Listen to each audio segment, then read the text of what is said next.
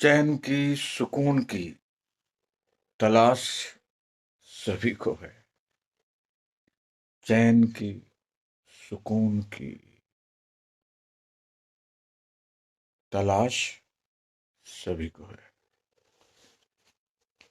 मगर अजीब बात यह है, जिसे तलाश नहीं है वही चैन से है, वही सुकून से है।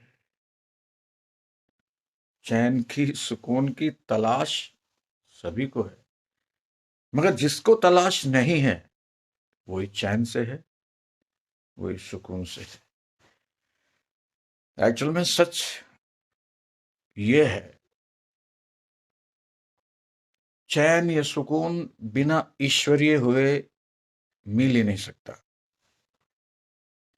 हम चैन और सुकून को व्यक्तिगत अपने लिए ढूंढे, मिलेगा ही नहीं। ईश्वरीय होने पे अपने आप चैन, सुकून सब मिल जाएगा। और जो ईश्वरीय हो उसे चैन और सुकून की जरूरत ही नहीं है, क्योंकि चैन और सुकून ईश्वर से बड़े नहीं हो सकते। बड़ा सामान्य सी बात है कि चैन और सुकून की तलाश कर रहे हो, ईश्वरीयता की तलाश करो ना। ईश्वरीयता क्या है, प्राकृतिक क्या है, परोपकार क्या है, सबके भले में अपना भला कैसे है। सारी सृष्टि का भला, हम सारी सृष्टि का हिस्सा ही तो हैं। मगर हिस्सा है तो हम तभी ईश्वरीय, हम क्योंकि ईश्वर की सृष्टि है। जैसे कोई सरकारी विभाग में नौकरी करता है उसे कहते हैं सरकारी है वो, ऐसे हम ईश्वर की रचना में है, ईश्वर की दुनिया में, तो हम ईश्वरीय हैं।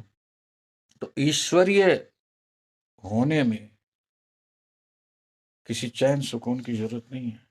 तो अलग से चैन सुकून ढूंढो, मिलेगा ही नहीं।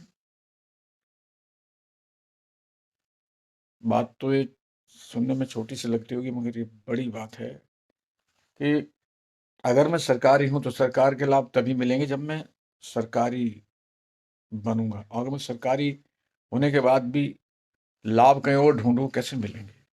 या तो मुझे वो हटना पड़ेगा वहां से। तो अगर हम ईश्वरीय हैं तो ईश्वरीयता अपना लेंगे, चैन सुकून सब,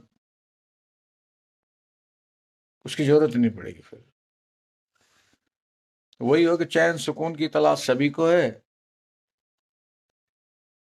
मगर जिसे तलाश नहीं उसके पास चैन सुकून है, क्योंकि अगर वो ईश्वरीय है तो उसकी जरूरत ही नहीं है। और अगर आप, जैसे कोई सरकारी है तो सरकारी अगर कोई है तो सरकार खुद ही उसके साथ है। अगर हम ईश्वरीय है तो ईश्वर खुद ही हमारे साथ है। और जब ईश्वर जहाँ साथ हो तो वहां किसी की क्या जरूरत है?